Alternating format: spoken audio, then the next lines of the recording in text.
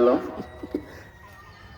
দ্বিতীয় দিনে জীবনের মধ্যে আমাদের ছোট ছোট সোনামণিদের বিস্কুট দৌড় খেলা অনুষ্ঠিত হয়ে যাচ্ছে। আফসার ভাই নাকি? যারা যারা তোমরা বিস্কুট দৌড় দিবে অতি শীঘ্রই আমাদের মাইকের সামনে এসে উপস্থিত হোক। ছোট ছোট সোনামণিদের বিস্কুট দৌড়। 45।